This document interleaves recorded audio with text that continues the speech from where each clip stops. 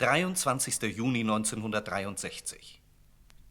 Der Präsident der Vereinigten Staaten von Amerika, John F. Kennedy, ist in der Bundesrepublik eingetroffen, der ersten Station seiner Europareise, die ihn außerdem nach Irland, England und Italien führt. Auf dem Flughafen Köln-Wahn begrüßt ihn Bundeskanzler Dr. Konrad Adenauer. Ihr Besuch, Herr Präsident, ist eine politische Tat. Am 10. Juni erklärten Sie vor der Universität von Washington, dass die Vereinigten Staaten zu ihrer Verpflichtung stehen, Westeuropa und Westberlin zu verteidigen. In derselben Rede sagten Sie, dass sich die Vereinigten Staaten mit der Sowjetunion nicht auf Kosten anderer Nationen und anderer Völker arrangieren würden. Sie sagten auch, dass Amerika mit seinen Verbündeten nicht nur in der Interessenlage übereinstimme, sondern auch in den Zielen, nämlich der Verteidigung der Freiheit und des Strebens nach Frieden. Wie hätten Sie, Herr Präsident, diese Entschlossenheit besser bekunden können als durch den Besuch der Bundesrepublik, anderer Länder in Westeuropa und den Besuch Berlins? In seiner Antwort der ersten Erklärung auf deutschem Boden bekräftigt Kennedy die amerikanische Sicherheitsgarantie. My stay in this country will be all too brief. But in a larger sense, the United States is here on this continent to stay. So long as our presence is desired and required, our forces and commitments will remain. For your safety is our safety, your liberty is our liberty, and any attack on your soil is an attack upon our own, out of necessity as well as sentiment. In our approach to peace as well as war, our fortunes are one. Finally, I have also come to Germany to pay tribute to a great European statesman, an architect of unity, a champion of liberty, a friend of the American people, Chancellor Konrad Adenauer. Already he lives in the history he helped to make. I look forward to this visit with Chancellor Adenauer with me and with the warmth of your greeting already in my memory. Kennedy will sich ein Bild von der Stimmung und den Hoffnungen der Deutschen machen. Er sucht deshalb Kontakt mit der Bevölkerung. Die erste Gelegenheit dazu bietet sich ihm vor dem Kölner Rathaus, wo ihn viele Tausende jubelnd begrüßen.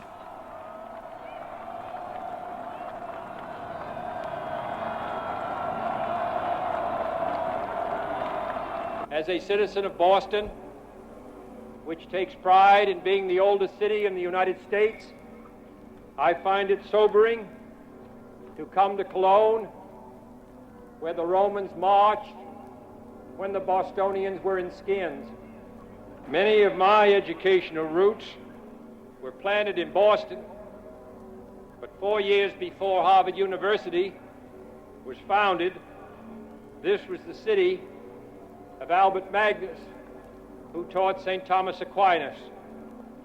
For Cologne is not only an ancient German city, it is also an ancient European city. A city which since Roman times has played a special role in preserving Western culture and Western religion and Western civilization.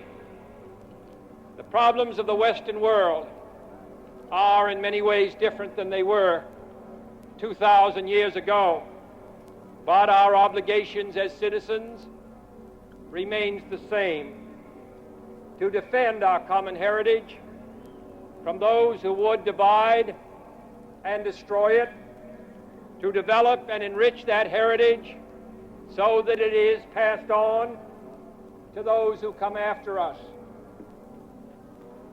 Der Präsident schließt mit einer Geste, mit der er sofort die Herzen der Kölner gewinnt.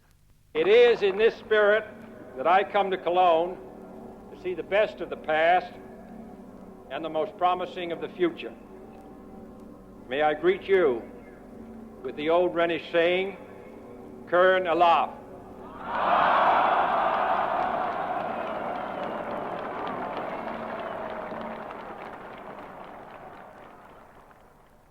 24. Juni. In Anwesenheit Präsident Kennedys wird in der Villa Hammerschmidt, dem Amtssitz des Bundespräsidenten, der Deutsche Entwicklungsdienst gegründet, das Gegenstück zum amerikanischen Friedenskorps. Bundespräsident Dr. Heinrich Lübke sagte dazu unter anderem: Wir überwinden das koloniale Zeitalter nur, wenn wir bereit sind, andere Welten zu respektieren, ihnen zu dienen und zu helfen. Der Deutsche Entwicklungsdienst soll ein Feldzug nüchterner Bescheidenheit, eine solide Brücke zu allen uns befreundeten, hilfsbedürftigen Ländern werden. Wir vertrauen diesem Teil der Welt die Besten unserer Jugend an, damit sie einen nützlichen Dienst leisten für die Beseitigung von Hunger und Not und zugleich Offenheit, Großzügigkeit und Welterfahrung in die Heimat zurückbringen. Die Erinnerung an die helfende Tat ist der schönste Dank. Präsident Kennedy antwortet: Western Europe and the United States really are islands of prosperity in a sea of poverty. South of us live hundreds of millions of people on the edge of starvation, and I think it essential that we demonstrate, we in the United States, we in the Atlantic community, that we demonstrate our concern for their welfare. However repugnant the communist system is to all of us, it nevertheless has been able to enlist the devotion of a good many people all around the globe.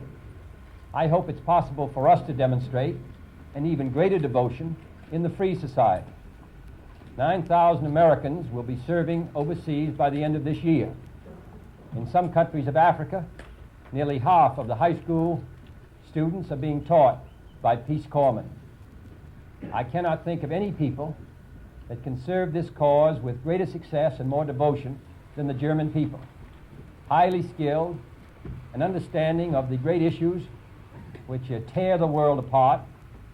I believe that you are greatly needed and that you will, as the President said, find your greatest reward in a service in these very difficult times. Dante once said that the hottest places in hell are reserved for those who, in a period of moral crisis, maintain their neutrality. This is a moral crisis. This is an opportunity, and I'm confident that the German youth, and I hope the oldest citizens of this country, will find their greatest reward not here pursuing merely their private pursuit, but in some far-off country, in some small village, they will lay a seed which will bring a rich harvest for us all in later days. Nach Abschluss der politischen Gespräche in Bonn hält Kennedy im Auswärtigen Amt eine Pressekonferenz. Er wird unter anderem gefragt, ob die amerikanische Regierung noch irgendwelche Bedenken gegen den deutsch-französischen Vertrag habe. The United States never registered any objections to the treaty. What I think we're concerned about is the maintenance of the integrity of NATO. And it seemed to me that the form in which the treaty passed, the Parliament here in the Federal Republic took very important cognizance of the NATO obligation and the NATO responsibility and the NATO defense. I don't think that we can find strength in bilateral arrangements that we can in multilateral arrangements. The reconciliation of France and Germany, I think, is essential to the security of the West. Europe's been torn by civil wars over a good many hundreds of years. To end that prospect, to bring France and Germany together, is a matter, I would think, of the greatest priority to the French and German people, and a matter of the greatest interest to us. Twice the United States has been brought into war across the Atlantic because France and Germany were not friends. So I want to make it very clear that we support strongly the reconciliation and the effort at friendship which is being made and has been made over a number of years. We also want to be sure that NATO stays strong. because I think NATO is essential to the security of the Federal Republic, and we regard it as essential to the security of the United States. Those who do not place comparable importance on it, it seems to me, are ignoring history and are over-optimistic of the future. Kennedy hat in Hanau amerikanische Truppen inspiziert und ist in Frankfurt begeistert empfangen worden.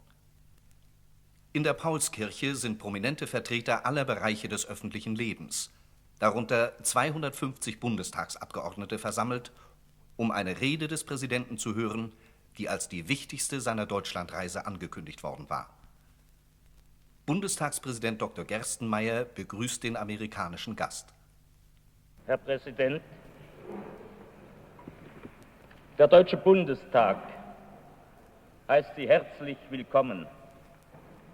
Es ist uns eine Ehre und Freude, den Präsidenten der Vereinigten Staaten von Amerika an dieser ehrwürdigen Stätte des deutschen Parlamentarismus zu begrüßen. Die Stadt Frankfurt und ihr Oberbürgermeister werden es mir nicht übel nehmen, wenn ich hinzufüge, dass wir Sie freilich noch lieber willkommen heißen würden in der Mitte des Deutschen Reichstages zu Berlin.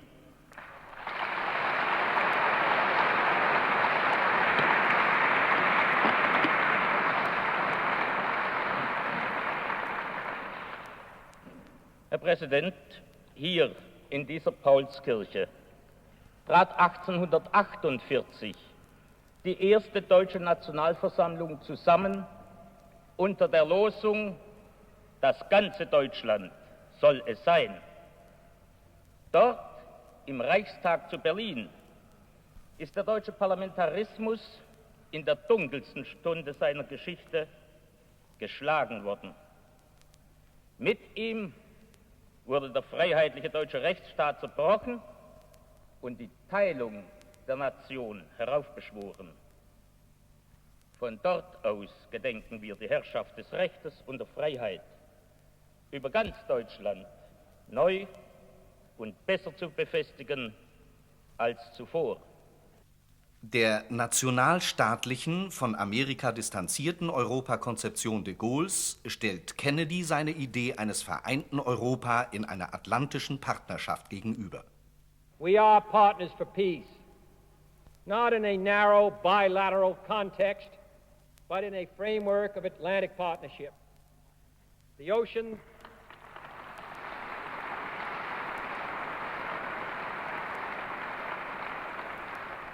ocean divides us less than the Mediterranean divided Greece and Rome.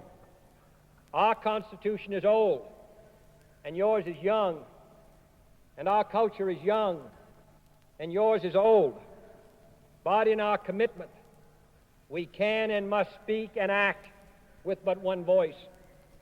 Our roles are distinct, but complementary, and our goals are the same. Peace and freedom for all men, for all time, in a world of abundance and a world of justice.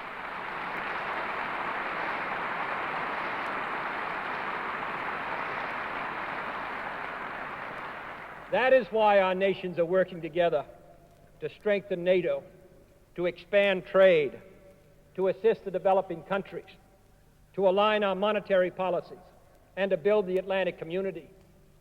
I would not diminish the miracle of West Germany's economic achievements, but the true German miracle has been your rejection of the past for the future, your reconciliation with France, your participation in the building of Europe, your leading role in NATO, and your growing support for constructive undertakings throughout the world. Your economic institutions, your constitutional guarantees, your confidence in civilian authority are all harmonious with the ideals of older democracies, and they form a firm pillar of the democratic European community. But Goethe tells us in his greatest poem that Faust lost the liberty of his soul when he said to the passing moment, "Stay, thou art so fair." And our liberty, too, is endangered if we pause for the passing moment, if we rest in our achievements, if we resist the pace of progress. For time and the world do not stand still. Change is the law of life, and those who look only to the past or the present are certain to miss the future. The future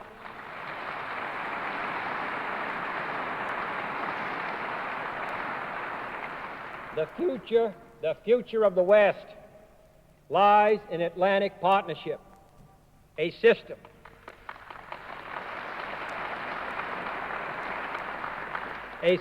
of cooperation, interdependence, and harmony, whose people can jointly meet their burdens and opportunities throughout the world.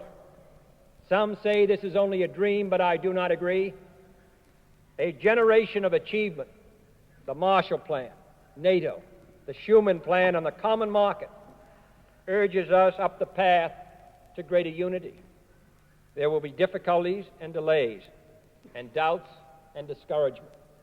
There will be differences of approach and opinion, but we have the will and the means to serve three related goals: the heritage of our countries, the unity of our continents, and the interdependence of the Western Alliance.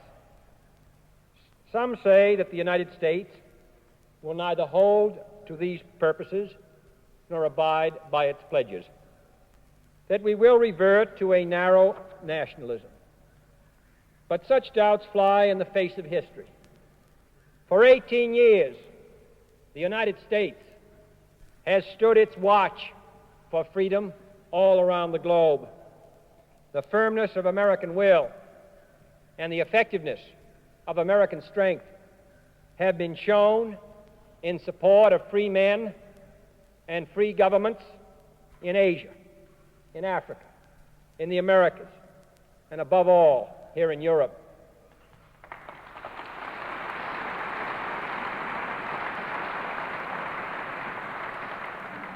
We have undertaken and sustained in honor relations of mutual trust and obligation with more than 40 allies. We are proud of this record, which more than answers doubts. But in addition, these proven commitments to the common freedom and safety are assured in the future, as in the past, by one great fundamental fact: that they are deeply rooted in America's own self-interest. Our commitment to Europe is indispensable in our interest as well as yours.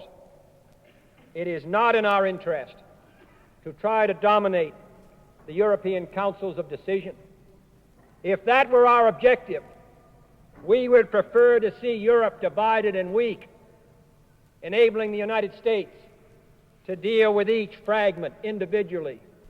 Instead, we have and now look forward to a Europe united and strong, speaking with a common voice, acting with a common will, a world power capable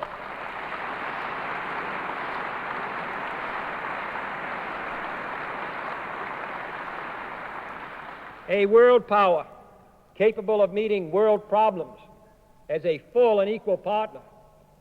This is in the interest of us all. For war in Europe, as we learned twice in 40 years, destroys peace in America. A threat to the freedom of Europe is a threat to the freedom of America.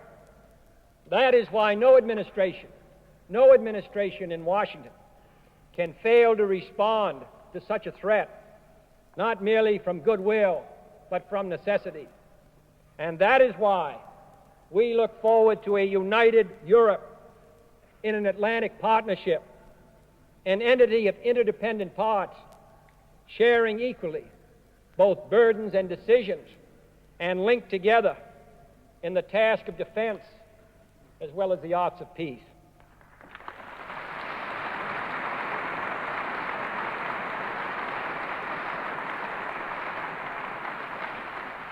This is no fantasy. It will be achieved by concrete steps to solve the problems that face us all: military, economic, and political.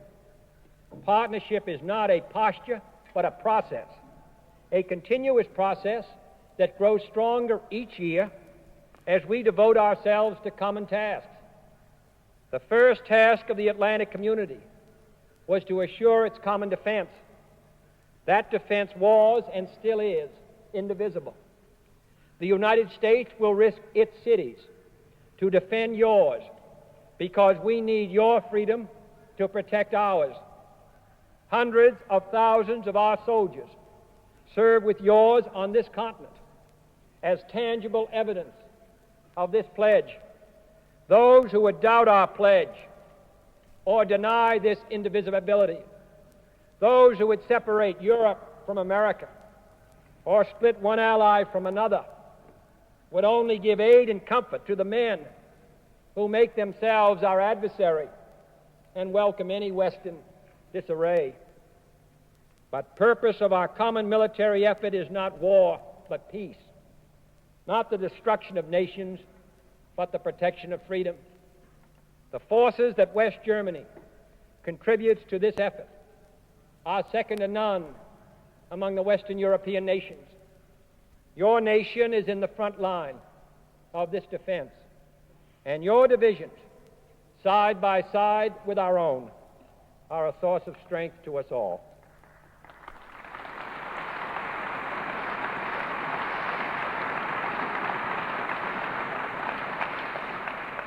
These conventional forces are essential, and they are backed by the sanction of thousands of the most modern weapons here on European soil, and thousands more only minutes away in posts around the world. Together, our nations have developed for the forward defense of free Europe a deterrent, far surpassing the present or prospective force of any hostile power.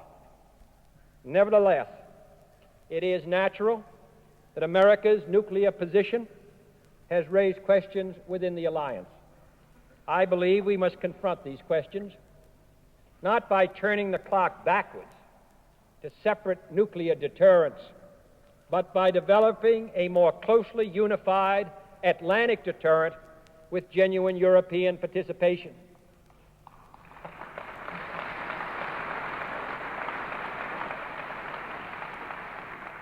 Kennedy fasst dann seine Vorstellung von Europa wie folgt zusammen. It is only a fully cohesive Europe that can protect us all against the fragmentation of our alliance.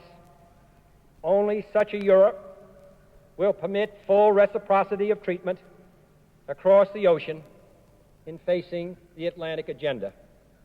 With only such a Europe can we have a full give and take between equals, an equal sharing of responsibilities, and an equal level of sacrifice. I repeat again, so that there may be no misunderstanding, the choice of paths to the unity of Europe is a choice which Europe must make.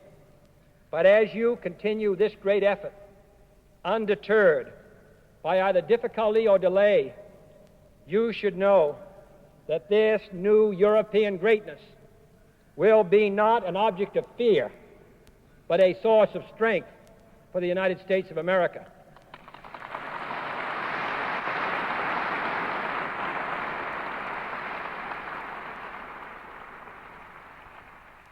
Im Namen des Bundestages stimmt Bundestagspräsident Gerstenmaier dem Gedanken der atlantischen Partnerschaft zu. Herr Präsident, wir danken Ihnen von ganzem Herzen für eine große Rede und wir danken Ihnen ebenso für die Gesinnung, von der diese Rede getragen ist.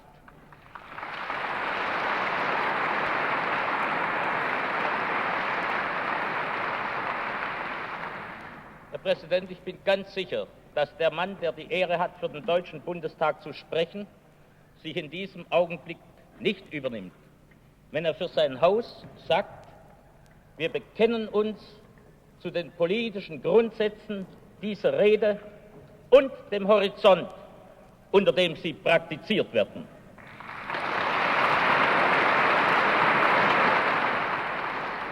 Gerstenmaier erinnert aber auch an das höchste deutsche Interesse, die Wiedervereinigung.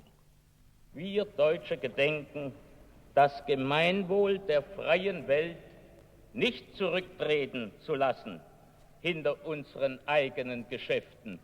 Aber wir zählen auch in Zukunft darauf, dass die Durchsetzung des Selbstbestimmungsrechts, von dem Sie so eindrucksvoll gesprochen haben, auch für die Deutschen hinter dem eisernen Vorhang eben niemals nur als unsere eigene nationale Aufgabe verstanden wird, sondern auch als ein spornendes Motiv und ein elementarer Bestandteil der gemeinsamen Politik der freien Welt und ihrer Bündnisgemeinschaft.